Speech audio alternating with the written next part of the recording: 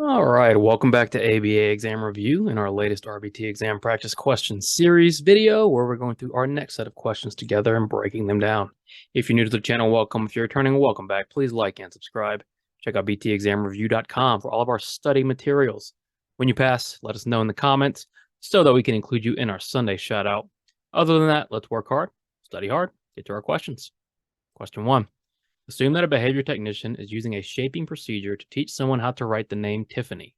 What will be the terminal behavior in this procedure? This question is testing you on, do you know what the terminal behavior in shaping is? Remember, shaping, we're reinforcing approximations of behavior in an attempt to reach our final target goal. And when we talk about our target goal behavior for shaping, we're talking about the terminal behavior, the final behavior we want to see.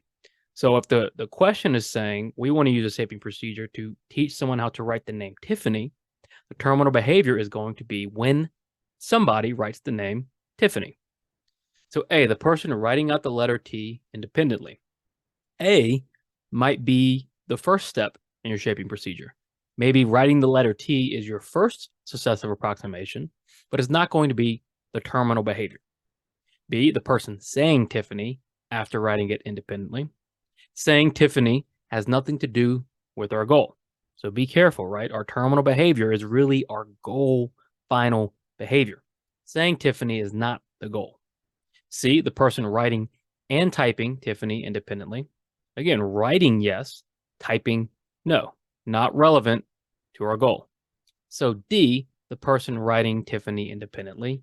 Yes, that's going to be our final terminal behavior in this shaping procedure.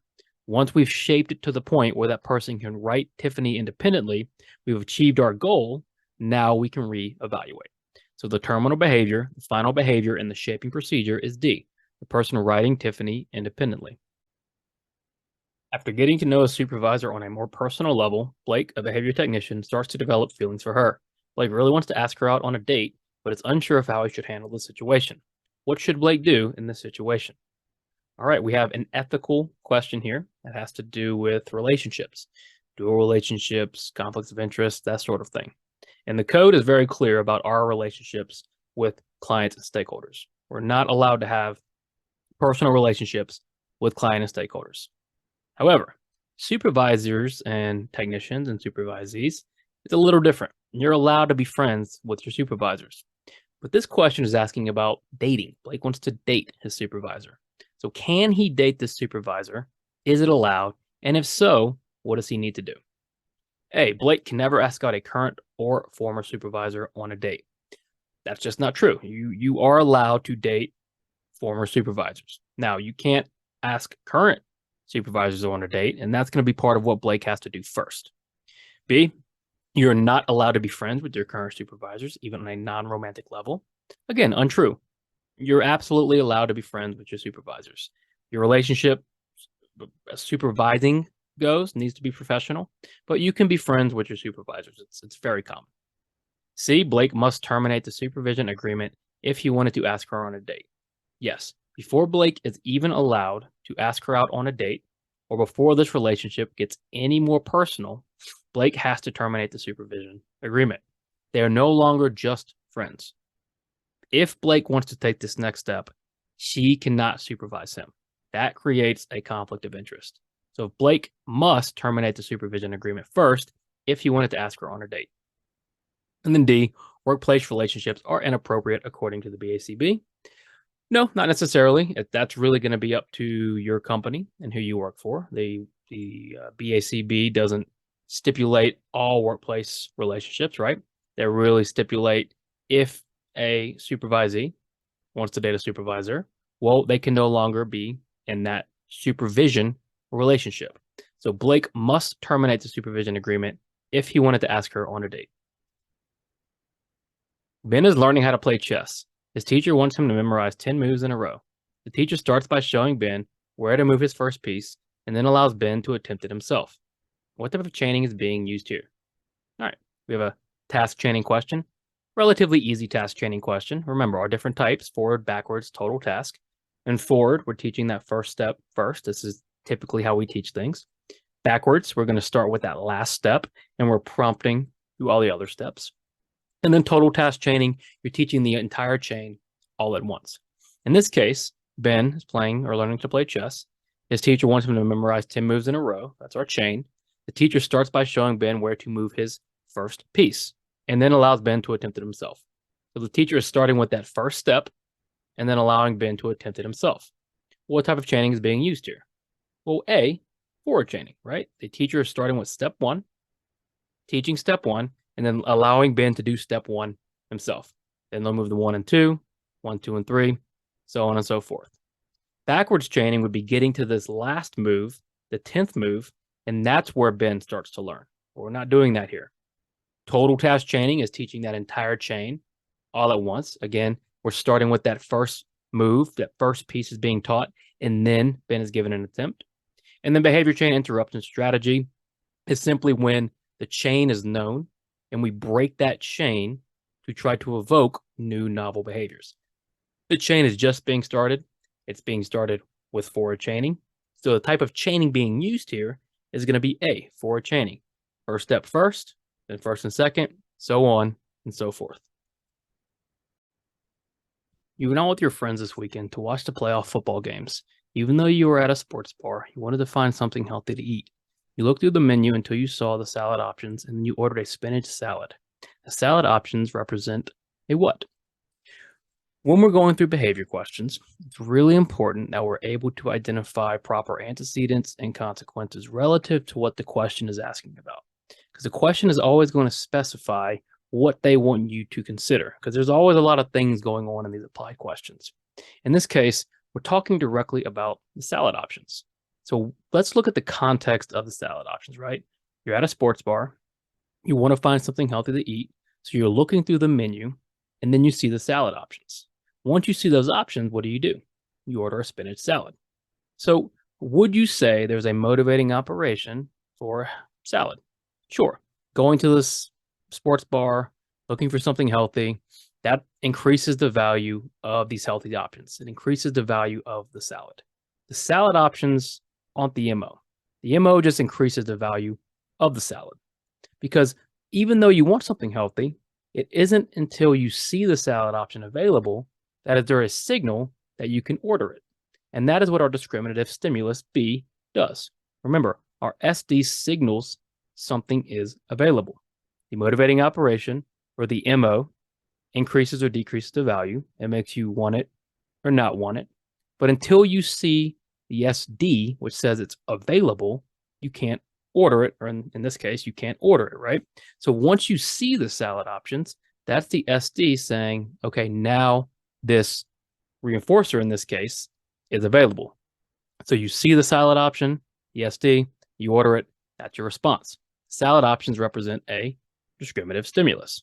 It isn't a prompt because a prompt follows the SD. There's no prompt in between the SD and the response. And then the consequence is whatever happens as a result, right? Your antecedent is you see the salad. Your response is you order the salad. Your consequence is going to be they bring you the salad, whatever it might be. So what is happening is the salad option is signaling to you that the salad is available. The motivating operation is already there. The value of the salad already exists, but only when you see the salad can you order it, and only then is there an SD present. Salad option represents a B, discriminative stimulus. Blake has a meeting scheduled on campus for the first day back at school. Due to traffic on the interstate, he is 10 minutes late to the meeting.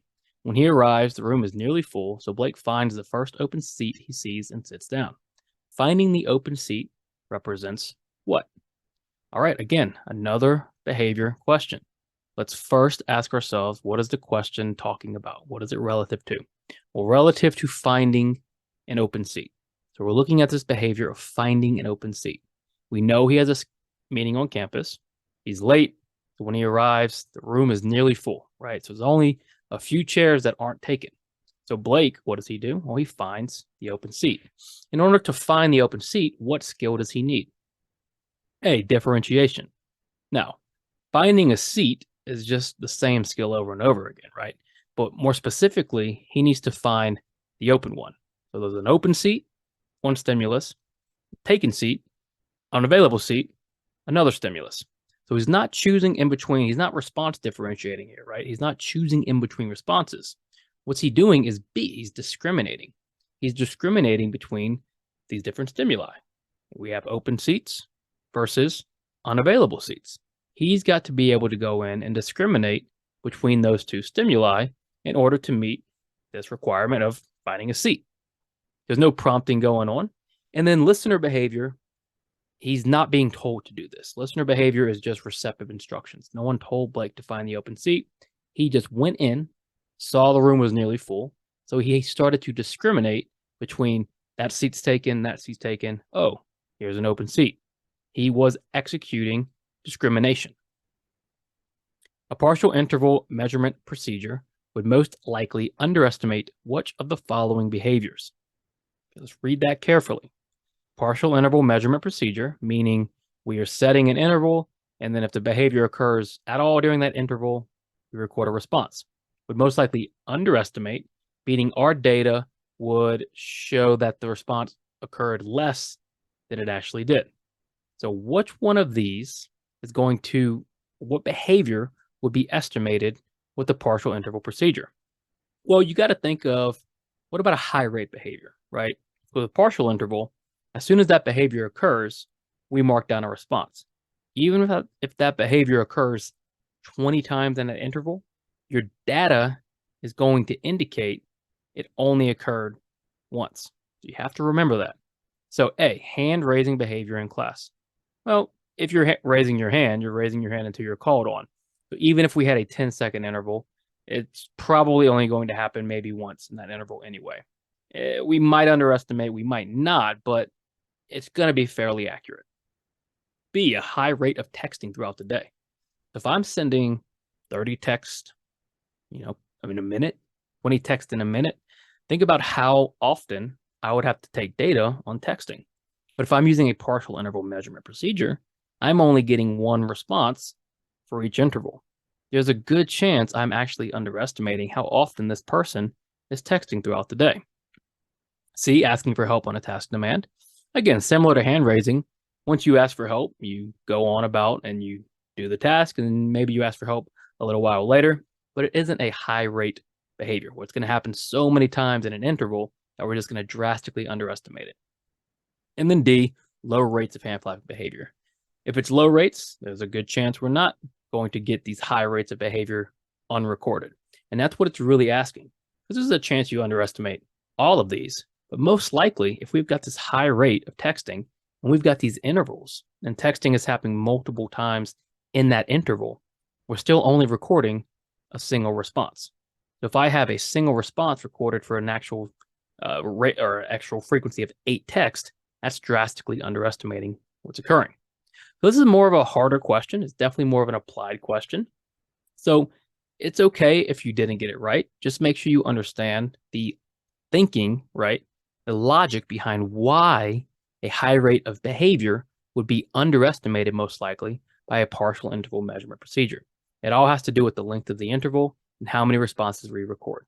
So a partial interval measurement procedure would most likely underestimate which of the following behaviors. B, a high rate of texting throughout the day. All of the following approaches could possibly work at increasing the behavior of eating vegetables, except for what? So we want to increase the behavior of eating vegetables. Now, these are all types of measurements. So we're trying to change some sort of measurement to increase the behavior of eating vegetables. And the key here is increase the behavior. So A, decreasing the inner response time.